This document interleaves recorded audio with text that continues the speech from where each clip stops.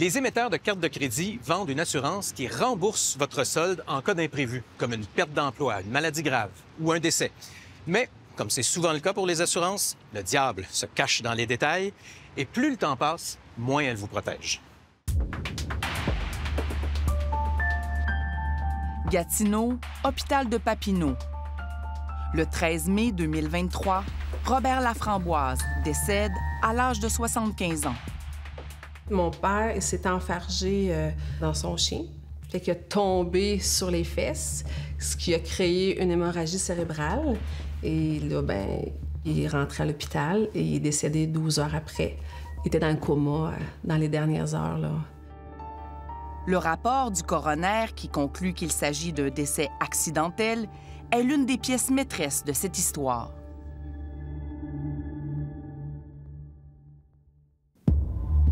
Camionneur pendant 50 ans, Robert Laframboise était un bon père de famille qui, selon sa fille Julie, appréciait la stabilité.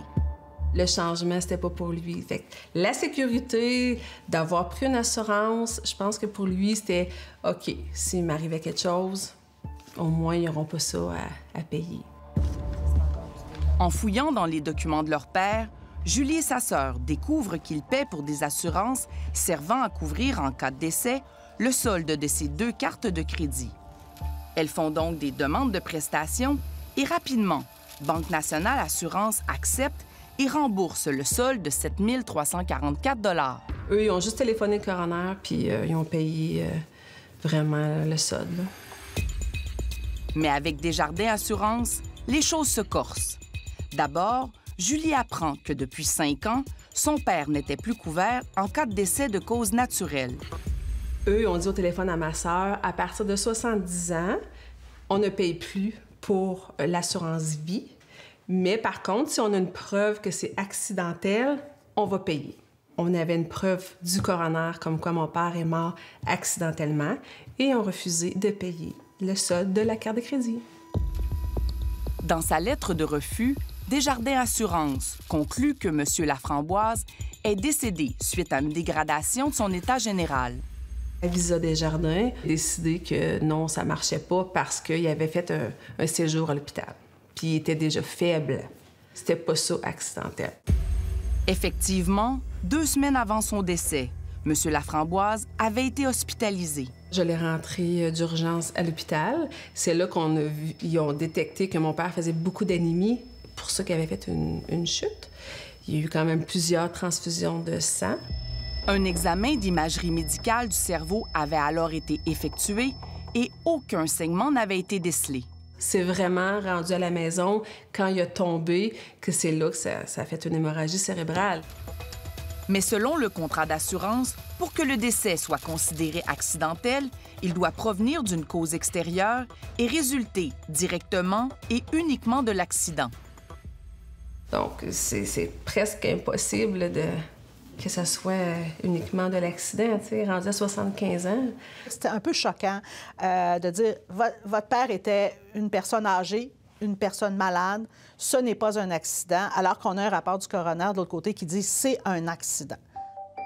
Jacqueline Bissonnette est avocate et experte en droit des assurances. Alors, je vois pas ici comment on peut venir dire que la maladie a entraîné le décès. J'ai compris qu'il s'est enfargé dans son chien.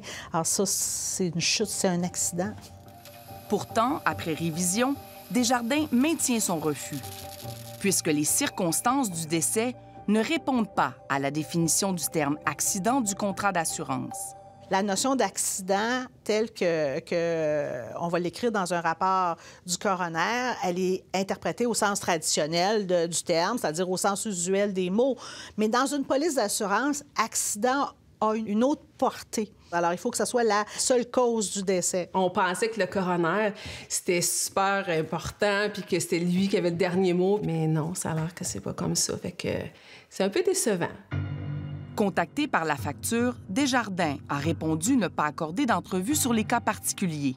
C'est sûr qu'on est fâchés. Mon père, il paye cette assurance-là depuis 1998. Dans les 5 dernières années, de 70 à 75 ans, il a payé environ 5 000 $ de frais. En fait, là, avec le montant qu'il a payé depuis 1998, je suis certaine que ça couvre vraiment le solde de sa carte, là. L'assurance solde offerte par Desjardins coûte 75 cents par tranche de 100 $. Et donc, pour le solde de 8 000 $ de M. Laframboise, le coût était d'environ 60 $ plus taxes par mois. Mais est-ce une prime raisonnable? Nous avons posé la question à Sophie Roussin, co-directrice générale de l'Union des consommateurs. Le montant des primes payées est extrêmement élevé si on le compare à la couverture qui est offerte. Elle a mené un important projet de recherche sur les assurances secondaires. Elle a relevé plusieurs problèmes. Déjà, le nom de l'assurance solde peut porter à confusion. Les gens pensent que si j'ai un problème et que j'utilise l'assurance, elle va payer l'entièreté de mon solde, et c'est faux. Certaines assurances, en cas de décès ou de maladie grave, vont effectivement payer l'entièreté du solde, mais dans toutes les autres situations, ce qui arrive beaucoup plus souvent, en cas d'invalidité, par exemple, ils vont payer un pourcentage du solde qui est très faible, voire uniquement le paiement minimum.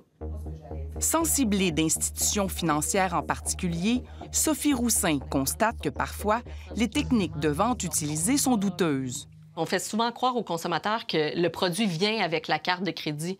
Et donc, les gens prennent l'assurance sans même y faire attention en pensant qu'ils n'ont pas le choix de prendre l'assurance. Et ça, c'est pour ceux qui le savent qu'ils paient ce type d'assurance. Parce que souvent, ce qu'on voit, c'est que les gens ne le savent pas.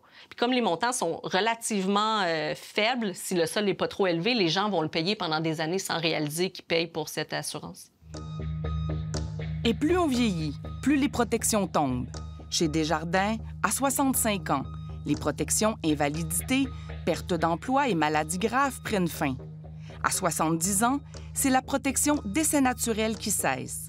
Si bien qu'à partir de cet âge, il ne reste que la protection en cas d'accident. Mais la prime, elle, demeure la même. Ce qui est quand même remarquable, c'est qu'à 70 ans, on n'assure que le décès causé par un accident. Donc, c'est une police qui va, dans le temps, plus vous vieillissez, qui devient sans intérêt. Mais cette histoire nous réservait une surprise. 5 jours après avoir questionné Desjardins, revirement de situation.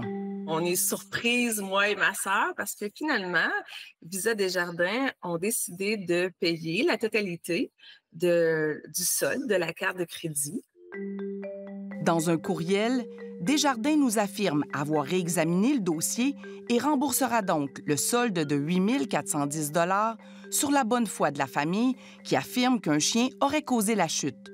Une information qui n'était pas détaillée dans le rapport du coroner, mais qui a pourtant été fournie par la famille à Desjardins il y a plusieurs mois. C'est sûr que ça n'a pas été simple parce qu'on a eu à faire beaucoup d'efforts pour avoir droit à ce remboursement-là. C'est dommage qu'on est obligé de forcer, de pousser ces grosses compagnies-là à payer. C'est sûr qu'on est contente, mais ça n'a pas été simple. Je recommanderais ça à peu près à personne. Parce que si la personne a une bonne assurance vie puis une bonne assurance invalidité, il n'y a pas de raison de se tourner vers une assurance solde sur carte de crédit.